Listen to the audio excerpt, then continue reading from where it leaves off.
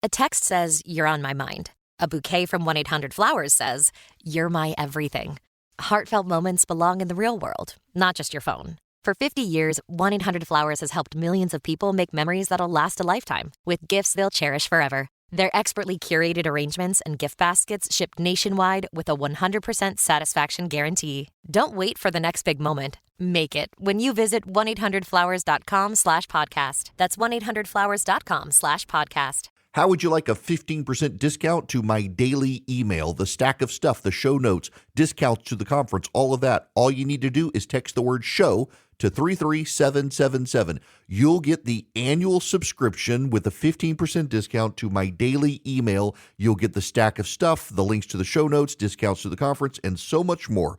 All you have to do is text the word show, SHOW, to 33777. Text show to 33777.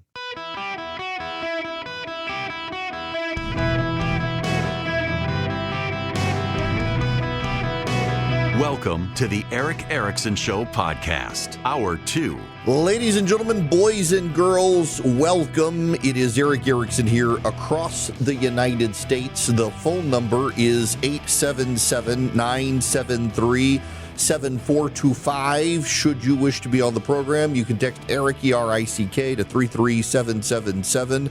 My apologies to those of you who've been holding on the phones. There's been so much to cover. I do want to get to your phone calls, but I got to get all the news and everything out of the way first. I do have one programming note if you're just tuning in.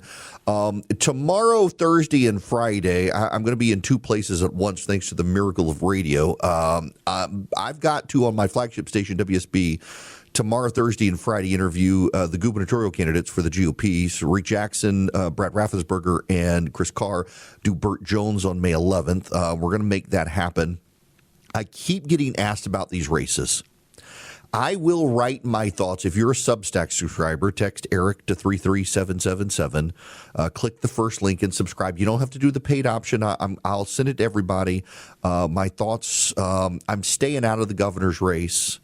I want to give those guys justice to make up their minds. I will tell you, in the lieutenant governor's race, my good friend Greg Dolezal and John F. Kennedy are running.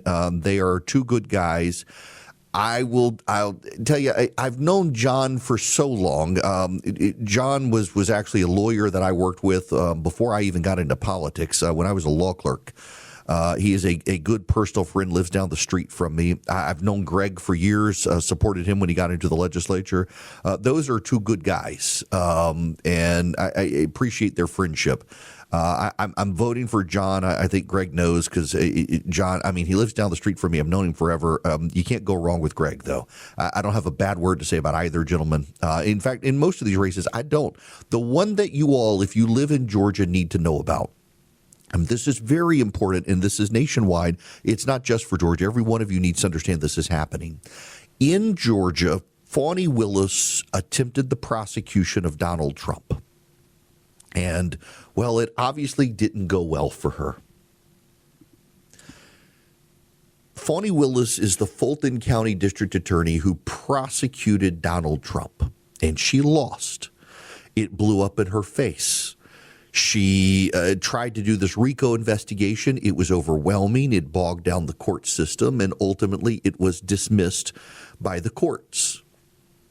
So the Democrats are attempting nationally and in Georgia payback for throwing the RICO case out against Donald Trump. And you need to understand this. All of you nationwide need to understand what the National Democratic Party is doing under the radar in Georgia with the Democrats in the state of Georgia.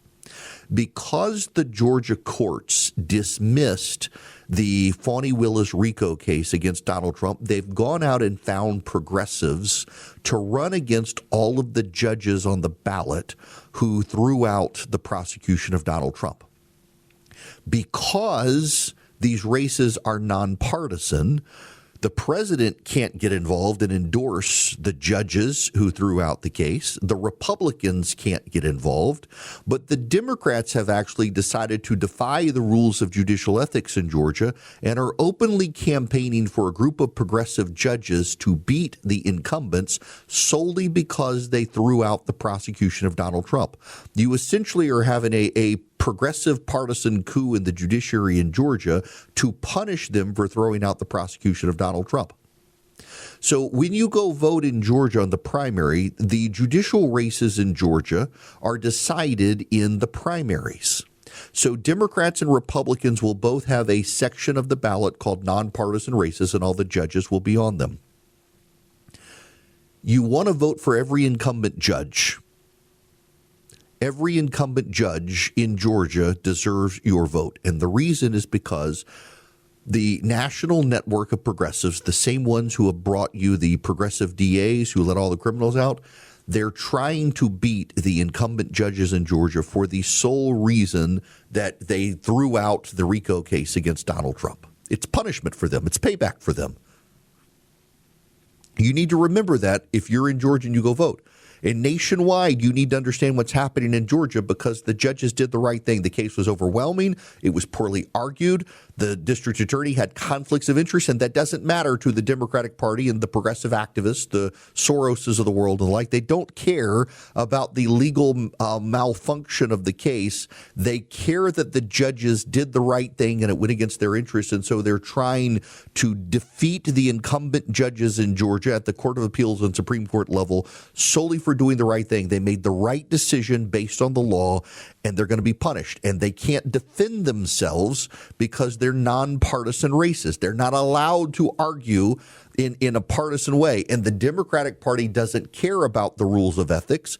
The progressive groups across the country and the Democratic Party nationally and in Georgia are pouring tons of money into Georgia, regardless of the rules of judicial ethics. They simply don't care about the rules. They are determined to beat the incumbent judges in Georgia for throwing out the RICO case. So if you go vote in Georgia, you need to support the incumbent Republican. Well, they're not even Republican. They're independents. They just happen to vote for the Republican, Donald Trump. In their case, they did the right thing. And the Democrats are trying to punish them as a result. This is a nationwide effort. You've got to understand this. I don't care where you are in the country.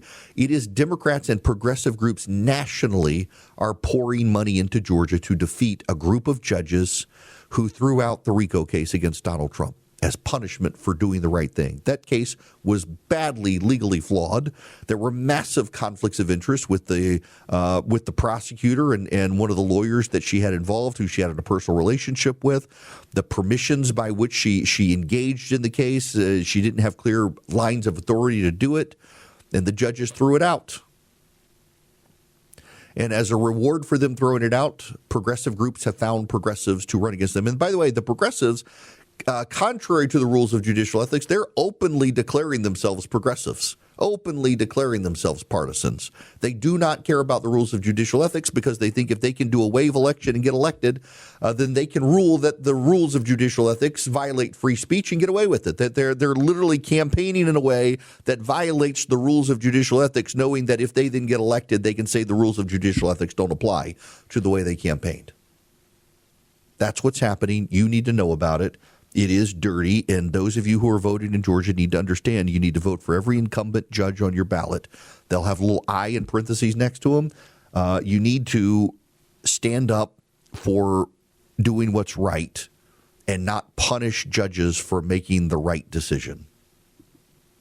Now, I gotta move on to the collective responsibility action. So my buddy Shelley Winter, who is on my flagship station, she's texting me during break asking for permission to talk about what happened to me in 2016. And I want to reiterate to you that I can tell you bad things happen on both sides. Bad things come from both sides. My family has been subject to the harassment that came from the right. And so I can tell you I know both sides do it, and I can tell you with a clear and straight face that I know that while both sides do it, it is disproportionately on the left. It is disproportionate to the political left in this country that has turned increasingly violent as a means to an end. In fact, the data out there shows it. 3% of people without a college degree in this country believe political violence is acceptable. 25% of people with a college degree believe that violence is acceptable. 56% of self-described left-wing voters justify the attempted assassination of Donald Trump. 56%. 56% of people who self-identify as on the left justify the attempted assassination of Donald Trump in Butler, Pennsylvania. This is not a both sides issue. This is Manu Raju a short time ago on CNN. After Democratic hate speech and then downplaying the amount, saying that this has happened, these kind of incidents have always happened, but we really have seen the rise in the last decade or so on targeting both sides, political violence targeting both sides of the aisle. Just you can see here on your screen a number of really troubling episodes that just shows the moment that we're in right now. Now, I want to pause this and I want to go through the screen. Charlie Kirk killed, left. Killing the CDC guy, by the way, that was not actually a partisan right-winger. They have Melissa Hortman, Minnesota House, was actually killed by a Tim Walz guy. Josh Shapiro's home by the left, 2 assassination attempts on Donald Trump. The Paul Pelosi attack with a hammer, that guy was nuts. January 6th insurrection they have, Gretchen Whitmer targeted in a kidnapping plot, Steve Scalise. Almost overwhelmingly, it is a clear pattern of progressives. And yet they're trying to both sides. And this gets to my point. My family has been the victim of political harassment and assault by people on the right for, in 2016, not supporting the president. And I cannot tell you that this is a both sides issue because it is disproportionately on the left. When you look at how CNN, let's just go back to this chart on CNN. The January 6th insurrection, okay, defense of Donald Trump. No one got killed that day except Ashley Babbitt, who was shot going through the window. The Gretchen Whitmer targeted kidnapping, okay. Steve Scalise shot, wasn't just him, mass assassination attempt on Republicans. Paul Pelosi attack with a hammer was not a political attack. That was a crazy person. David Rose killed responding to the CDC shooting. That was not a political attack. And this is the wild thing here. Look at this list. Look at this list. This is very, very important for you to understand. When you look at this list, the political officer David Rose killed responding to a CDC shooting, that was not a political attack on that officer. Paul Pelosi attacked with a hammer, that was not a political attack on Paul Pelosi. It was a crazy person.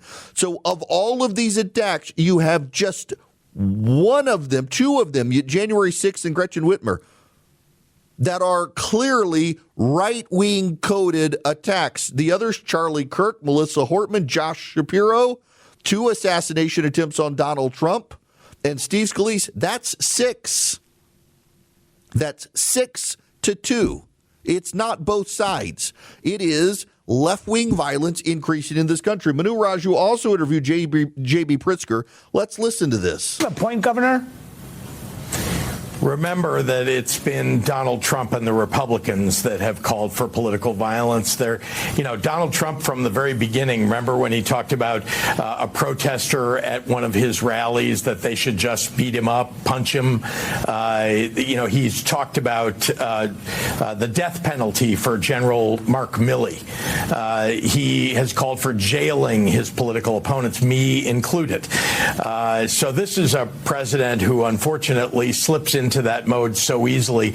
But I think we should get away from all of that. I'm sure that we can find examples across both sides of the aisle of rhetoric that people didn't mean or perhaps that they went too far about. Yeah. This is a moment when I think we should all take a step back and just remember that this country needs to bring peace to its politics and that we need to just argue in the in the dialogue here about the issues and which party should be in control after November. Because some of your critics may point to what you said in the State of the State last year when you compared the Trump administration to the rise of Nazis. What would you say to that? Well, Well, Manu, remember what I was talking about was the fact that a constitutional republic was torn apart in 53 days in Germany in the 1930s, and that we need to watch out for that in this country. That is what I was talking about. And we've seen it. By the way, that speech was given in February of 25. I think over the last year, much of what I said has been proven to be true. Right. So the Republicans are Nazis, but I'm not calling for violence against them, but Trump is. I mean, y'all, the only time, and this is something you have to understand, the left in this country believes in collective responsibility. The country's systemically racist. The country's systemically flawed. Anytime someone on the right does something, the entire right must be held accountable for it. The only time people on the left believe collective responsibility does not apply is when someone on the left opens fire. Only then is it the individual. Every other time, it's corporate collective responsibility for the sins of this country. But if a leftist opens fire, no, it's not us. It's just that guy. Or the right brought it on themselves. It's not us. Welcome back. It is Eric Erickson. And yes, you can call in. Phone lines are open. 877-973-7425. If you text Eric, E-R-I-C-K, to 33777, send you back a series of links. The first one is the show notes. If you subscribe, we're going to do everything we can to keep you informed if you're in Georgia. I know we've got like 20 some odd stations in Georgia. It's my home base. We want to keep everybody informed there on the elections, but also around the nation, all the information you need. If you were on Instagram, follow me, you saw pictures of these gorgeous golf courses this weekend in Las Vegas. I needed the break, and I'm a bad golfer. I got to get better. I definitely need to double down on lessons. I got to say one thing here on national news. The Department of Homeland Security is still shut down. There was an attempted assassination on Donald Trump and his cabinet on Saturday night. The 5 people in the line of succession for the presidency were all in the room together. You had the president and the vice president. You had the Speaker of the House, the Senate pro tem, and you had the Secretary of State. We're all there. All of them were there. And you had the Secretary of Defense as well. They were there in that room. And the Secret Service is still shut down by the Democrats in the United States Congress. You had the line of succession for the presidency in that room. You had senators and congressmen and reporters and others, and the Secret Service did their job, one of them standing between the president and the line of fire. And the Secret Service is shut down. The president signed an executive order to get the agents themselves paid, but the agency, it's all shut down still because of Democrats, and still, after all of this, they don't want to reopen it. Now, I want you to go consider opening your checking or savings account with Old Glory Bank at oldglorybank.com/Eric, oldglorybank.com/ERICK. Sign up with Old Glory Bank. They are they're FDIC insured, so they're a regular bank, full service bank. They do loans, they do mortgages, they do CDs. They got great business checking accounts, and they're very, very, very supportive of the veteran and first responder community in this country and active duty military. They'll waive some fees for you. You can find out more at oldglorybank.com/Eric. I've got a no-fee checking, no-fee savings account with them. You can get premium accounts. They have interest-bearing accounts. They're online, but you can still deposit cash with them. oldglorybank.com/Eric, oldglorybank.com/ERICK. You can find out more about the bank, their operations. They're headquartered in Oklahoma City. And they're great people. They were started by conservatives worried about the debanking trend of conservatives. But with Trump as president, they had to worry about that. They've been able to grow. They're growing their business development. If you're a business, they're very hands-on with your business. If you're active duty military, they want to take care of you. They've even got line of death benefits up to $100,000 for those who have checking accounts with direct deposit. Find out more, oldglorybank.com/Eric, member FDIC, equal housing lender. Hello and welcome. It is Eric Erickson here across the United States. The phone number is 877-973-7425. Let's go to the phones. Eric in Edgewater, Florida. You've waited a ridiculous amount of time. I am very sorry, but thank you for being patient. Well, you just saved me a lot of time because you segued right into my main thought, the elephant in the room. Great show today. Crappy topic. But, I'm so mad at the Trump administration. They were all there This could have been a Tom Clancy movie where luckily it was some amateur piker that they stopped. He actually made it past them guys. But luckily this wasn't we just watched the entire Iranian regime get wiped out when they all met in one building. Now here we are in one building. And now, for all we know, we could have had China or Russia move right in here as President Hakeem Jeffries and Vice President Ocasio-Cortez tell General Milley, just surrender. This could have been a disaster. Yeah. So for those who don't understand Eric's point here is, so under the presidential line of succession, it goes from president to vice president to Speaker of the House to President pro tem of the Senate, who is typically the oldest man in the Senate. That's why he gets the job, which is bizarre. It'd be Chuck Grassley. And then it goes to the Secretary of State, and then the Secretary of Defense, and then the Secretary of Treasury, and then the Attorney General.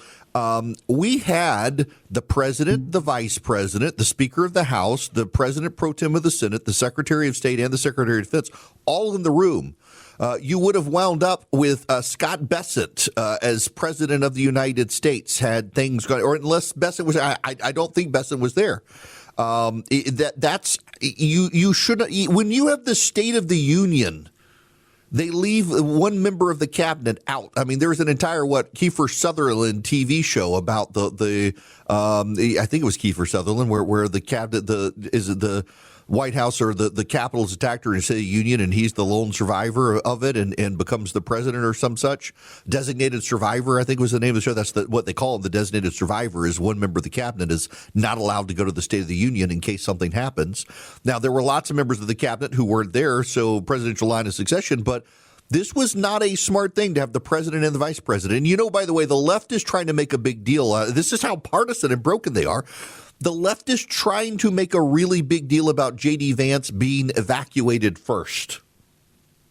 J.D. Vance was carted out. He got out of there before the president. Now, why was the president I'm trying to find the clip here because he kind of hints at why the president did, why the president was he didn't get out as fast as J.D. Vance, and it was kind of funny.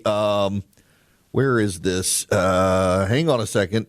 Bear with me, because I didn't play this clip earlier. Yes, this is it. This is the president with Norah O'Donnell.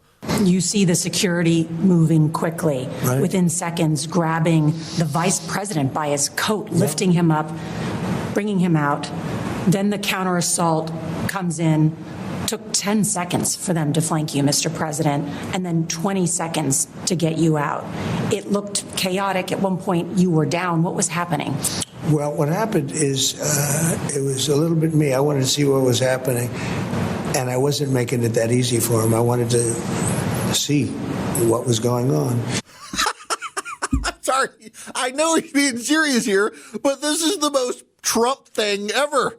They're rushing the vice president out of the room, and the president's like, I want to see what's going on. So this is, you know, there's the old joke about the president of the United States is like Donnie from Queens. He oftentimes sounds like a caller to a talk radio show. Donnie from Queens, he wants to rubberneck. You gotta. This is one of the more endearing things about him. Is like I wasn't making it easy for him. I wanted to see what was going on. They're carting the vice president out by his coattails. I wanted to actually stay there and watch what was happening. God bless the man. Everybody is running out of the room, and Trump's like, you know, there was one guy. He was a private equity guy. He was sitting at the first table. People are scrambling to get out of the room, and he's there eating his salad and asks someone who's getting up to leave if he can have theirs. This goes on a little longer. And by that time, we started to realize maybe it was a bad problem, different kind of a problem, bad one, and different than what would be normal noise from a ballroom, which you hear all the time. And I was surrounded by great people, and I probably made them act a little bit more slow. They said, wait a minute, let me see, wait a minute. So, you know, I'm telling guys. Just at that moment where it looks like you go sort of down with the service, you were telling them to wait? Well, no, what happened is then I started walking with them. I started walking, and they said, please go down on the floor.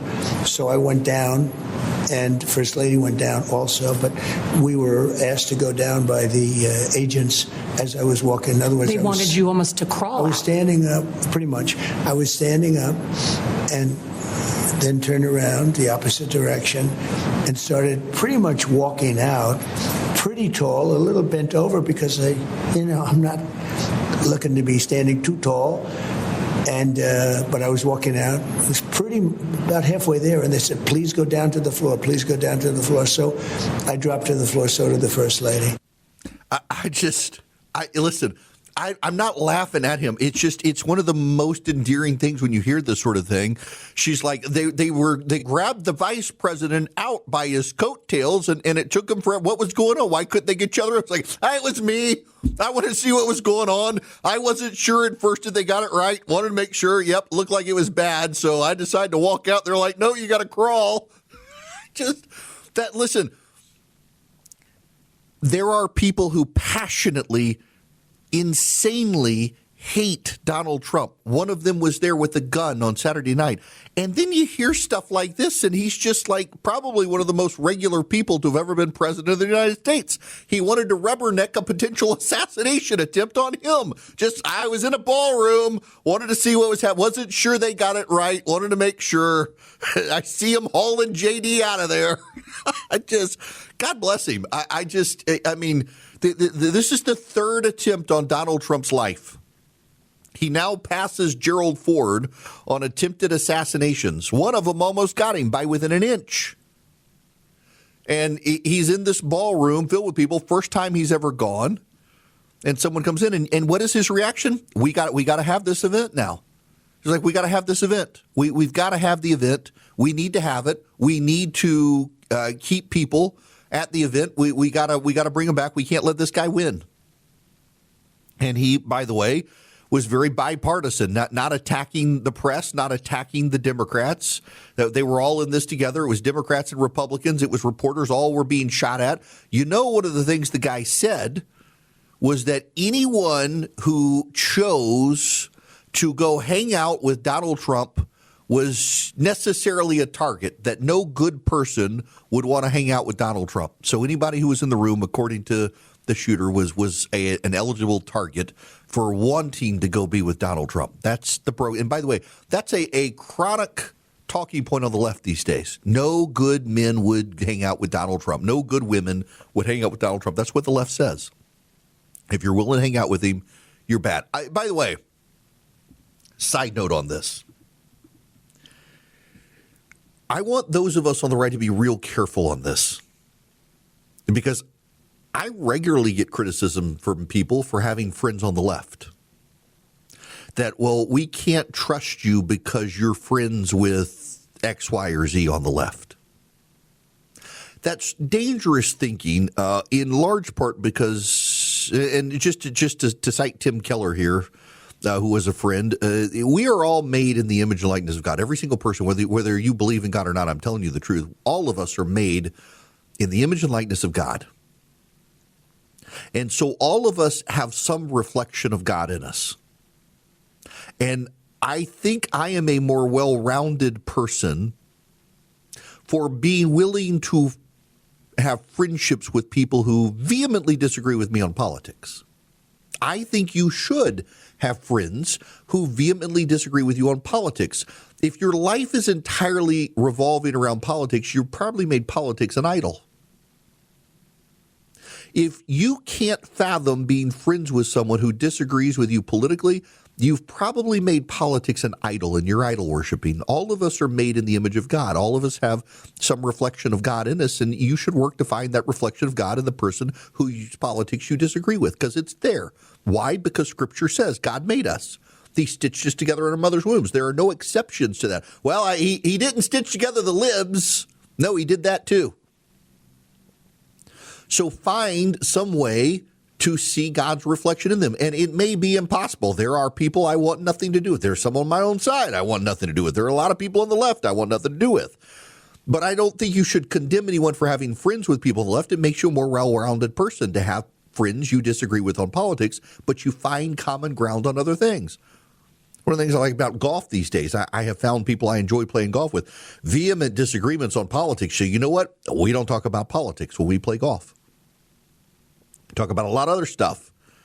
Spend a lot of time talking about the Braves because we're all Braves fans when we get together to play golf. We don't talk about politics. And I love it. And they love it because their lives, they're surrounded with people in politics as well. So it's a time you don't have to talk about politics. Politics should not be all-consuming, but increasingly it is for the left. And so on the left, you are increasingly very publicly hearing people say that you can't be politics with Donald Trump or anyone who supports him. No friends to the right of me. That's their thing now. And this guy who decided to shoot up that ballroom and try to kill the president and his cabinet, in his manifesto said that anyone who would voluntarily be in the same room as Donald Trump was a legitimate target. And that is a view, to some degree, the right has taken it with you can't have friends on the left, but it has become mainstream on the left. It has become a very mainstream view on the left that you can't be friends with anyone who disagrees with you politically. Not a week goes by where there's not a story of another progressive who has declared that they can no longer have relationships with their family because the members of their family, their mother, their father, their brother, their sister, voted for Donald Trump. It's sad. I know some people who got mad at family who voted for Barack Obama over McCain or Romney, and I'm kind of laughing like, really? You're upset with them because they voted over McCain or Romney? I mean, I voted for McCain and Romney, but I mean, it's not like they were like that great. But nonetheless, nowadays it has become a real hallmark of the left to disassociate yourself from people because of their politics. That's idol worship. And again, the data shows that the more secular you are and the more highly educated you are two things. One, more likely to be progressive, and more likely to justify political violence. And when you can be a secular, highly educated progressive and decide that, no, I can't be friends with someone because of their politics, it's only a couple of steps removed from that person can be eliminated from the gene pool because they're bad. It's not very many steps away from I can no longer associate with this person because of their politics to this person should be eliminated because of their politics. And that guy last Saturday night went into that ballroom to eliminate the president and members of his cabinet because of their politics and decided that anyone in that room, Democrat or Republican, who was in that room voluntarily to be there with the president could also be eliminated because good people can't be friends with people like that. That is a rationale and justification that crops up on both sides, but way more on the left these days. It is an ideological absurdity of the left. It is intellectually dishonest, and it suggests just how closed their mind is. If you are a partisan of deeply held convictions, you should have friends on the other side because you will understand their arguments better, and they will understand your arguments better. It's always been one of the defining characteristics of the pro-life movement that they could articulate the anti-life positions far better than the pro-abortion side could the pro-life side. The pro-abortion argument never really understood the pro-life arguments, and the pro-life arguments were experts at regurgitating the pro-abortion argument because they needed to know them to defeat them.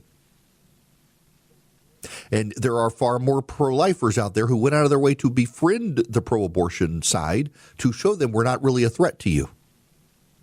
There are far more conservatives in this country, and this is not my data. This is the Ipsos polling data. There are it's the Pew Research poll on partisans and religion. There are far more conservatives in this country who are friends with progressives than there are progressives who are friends with conservatives.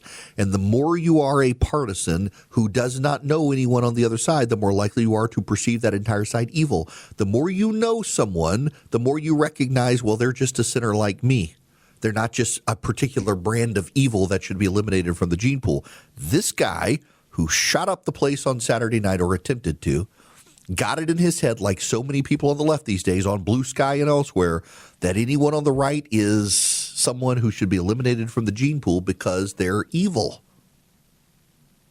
You can't arrive at that conclusion so easily when you actually know people who disagree with you. And yet on the left, they now want to shoot up the place, and they don't want to know anyone on the other side. And you should not be like the left.